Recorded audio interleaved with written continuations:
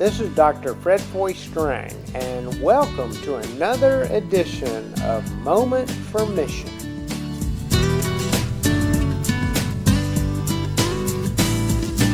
Thank you so much for joining me today.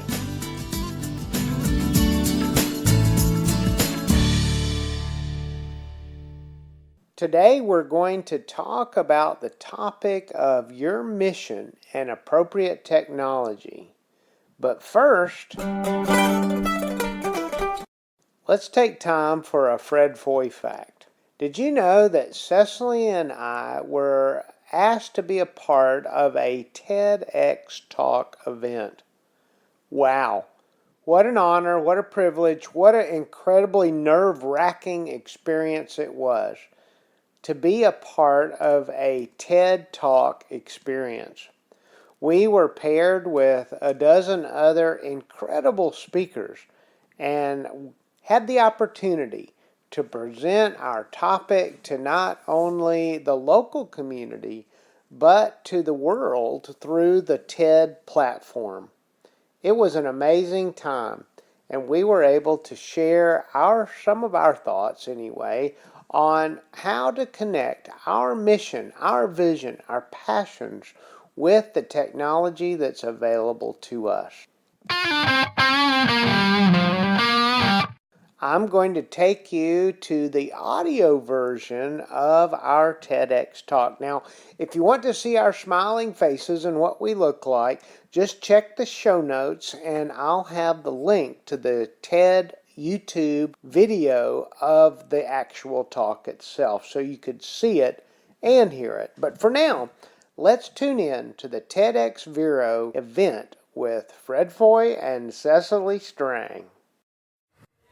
My name is Fred Foy. And I'm Cecily, and we are so excited to be part of the first Vero TEDx.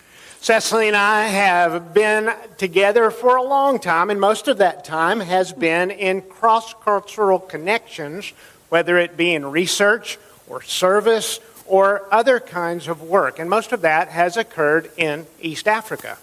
In fact, when Fred Foy and I first seriously started dating, and way before he asked me to marry him, he actually asked me the question, would you consider living in a dung hut in Africa? It worked. And we have been on a great adventure all over the world ever since, exhibiting a mission of care and service to others. We're so glad that we are able to share a little bit of that with you today as we think about what it is that our mission, our vision, and appropriate technology bring together for us. Our experiences really have challenged our outlook on technology and appropriate technology. And today we wanted to consider with you your mission and vision and appropriate technology. And one could argue that all people and organizations have a mission or a vision, and almost all of those also use technology in the process. Well, and technology can be enormously beneficial, as we've seen already in some presentations, but it can also be a hindrance to our mission and our vision and our ability to care for others. And that's a tension that we all need to deal with, and that's what we want to think about today. So what are we talking about when we talk about mission? Well, we think of a mission as that alignment of those things within us that are most important. Our passion, our abilities, our values, and our connection with the world around us. Your mission, when it's worthy of your most poignant energies, will take all of those things, put them together, and exhibit something that offers care and mutual benefit to yourself and to those around you. Well, I could agree with that. And actually, most of my life has revolved around a mission of care. And that has evolved as my life roles have changed. As a nurse, as a wife, as a mom, as an educator, as a PhD researcher, as a grandmother, and I have continued in that mission of care. Even though the roles have been different, that has still been the core for me. I was in East Africa. We had just come back from there and was meeting with an expat friend of ours, an old British guy who has had an incredibly amazing life. He was an entrepreneur internationally. He was a championship road rally driver, a bush pilot, actually survived a major airplane disaster crash. And I asked Peter one day, I said, "Peter, what gets you up in the morning?" And he said, "I have to get the wife her tea," which translates, I have to get my wife her tea. The mission still, even though it had evolved, it still had meaning and purpose and a drive for him to get up in the morning. One of the things that we talk about when we think of a mission of care is the care that helps. You know, sometimes helping actually hurts. We were in East Africa at a development center some years ago, and we received a gift of 100 shovels to help us with a gardening project for sustainability in villages. Now, you can't use a shovel very effectively in hard-packed clay digging soil for a garden with a bare foot. It just doesn't work. What they needed was appropriate technology. They needed hose. So let's consider how we're defining technology today. Technology can be using knowledge or a system leading to a specific outcome or to address a problem. Technology can be complex or it can be simple, and it can still be very valid for the people with whom you're working. Let me give an example. You may have asked, as I did, what technology might I use in a dung hut? Well, I looked to my friend for guidance, and as I sat in her small kitchen and she cooked tea for me over her open fire, I watched as she took the one key from around her neck and opened a tin canister. The contents, sugar. She used a simple tool, the lock, to protect and keep safe her most precious commodity, her sugar. So another example that might come from there is also my experience as a nurse educator. And as a nurse educator, I love teaching about hand washing. She really does. It's really true. It's like my thing. I teach hand washing to everyone. Healthcare providers who clean their hands less than half of the time they should.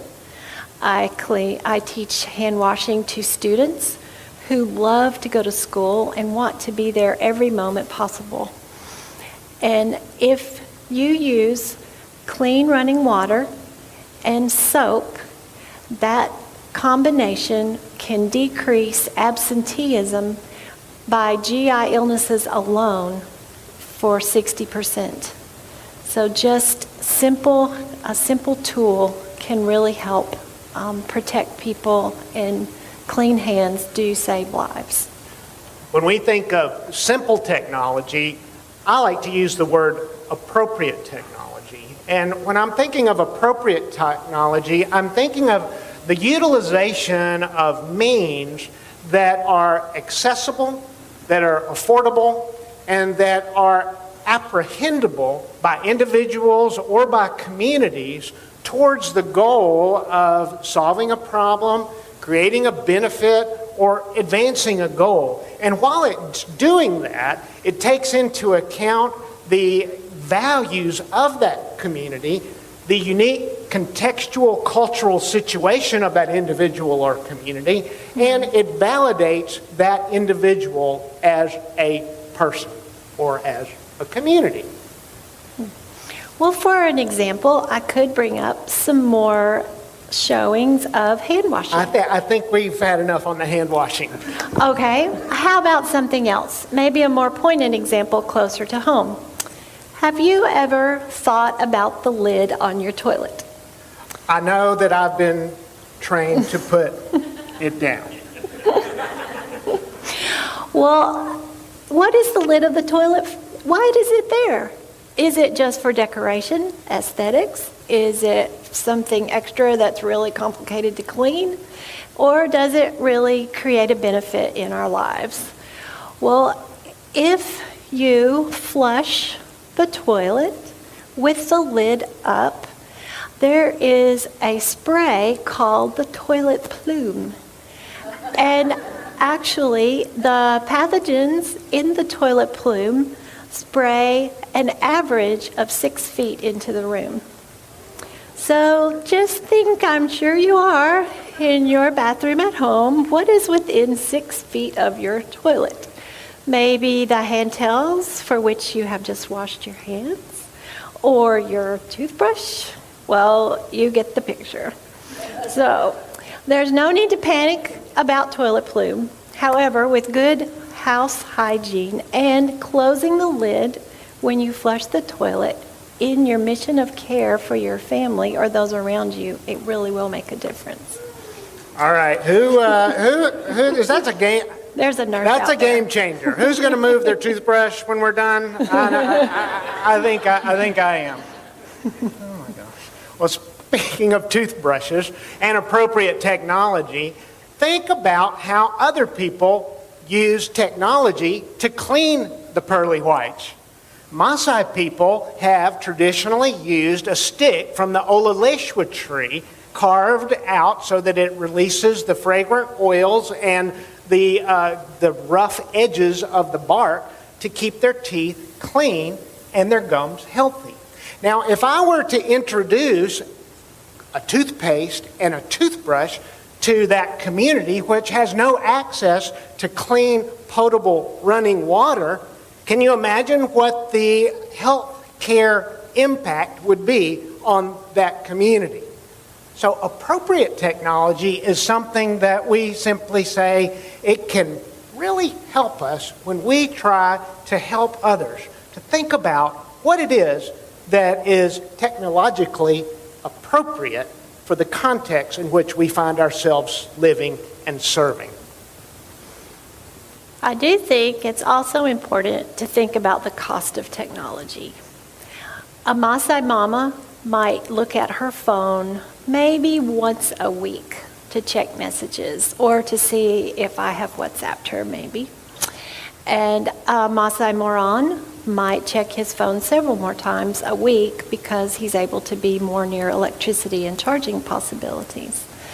But social media, the global statistics show that globally, time spent on social media is about 2 hours and 24 minutes a day.